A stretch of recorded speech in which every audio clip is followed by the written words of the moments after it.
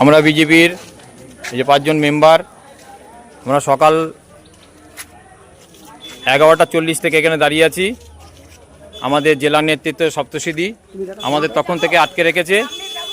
ওই যে ভন্টেদা, রতন ঘোষদা, তাপস সবাই এসে আমাদের আটকে দিয়েছে, আমাদের গেটে ঢুকতে দিচ্ছে না।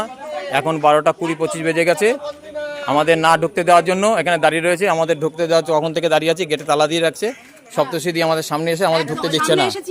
আমি এই যে সামনে বলছি, আমি সামনে বলছি, এই যে আমি দেখতে পাচ্ছি তো। হ্যাঁ বলুন। আপনি কেন? আপনি বলুন। আমি সপ্তর্ষি চক্রবর্তী, জেলার সাধারণ সম্পাদিকা। এই সমস্ত তৃণমূলের লোকের সঙ্গে আমাদের আমার তৃণমূল লোক এখানে আছে। বিজেপি তুমি কোন কিসের মেম্বার দিদি? দাদা তুমি কিসের মেম্বার? বিজেপি তুমি কিসের মেম্বার? এটাকে দেখাও তৃণমূলের। তুমি কিসের মেম্বার? জেলা জানে সপ্তর্ষি। উনি হলো বিজেপির, উনি হলো একজন এখানকার প্রধান। উনি প্রধান এখানকার, তাহলে ওনার ভোটটা তো একটা প্রাপ্ত ভোট। আমরা তো ওনাদের সঙ্গে সম্পর্ক নেই। আমাদের ভেতরে ঢুকতে কেন দেওয়া হচ্ছে না? আর ভেতরে তৃণমূলের 2 জন ব্যক্তি আর বিজেপির 3 জনকে নিয়ে ভেতরে ঢোকানো হয়েছে। আমাদের এখানে করতে দেওয়া হচ্ছে না। এই যে শুনুক রতন ঘোষ কি বলছে।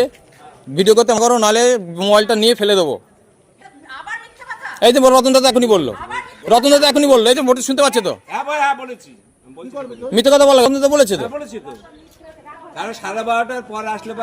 আমরা 11:40 এখানে আমাদের তখন থেকে এখানে আটকে রাখা হয়েছে। আমাদের ভেতর ঢুকতে দেওয়া হচ্ছে না, এখনো ঢুকতে দেওয়া হচ্ছে না এখানে। তাহলে কত টাকার অফার হয়েছে যেতে আমাদের বিজেপির মেম্বার কটাকে ঢুকতে না দিয়ে এখানে তৃণমূল নিয়ে ভোট গঠন হচ্ছে। আমরা 5 জন এখানে দাঁড়িয়ে আছি, আমাদের এখানে ঢুকতে দেওয়া হচ্ছে না।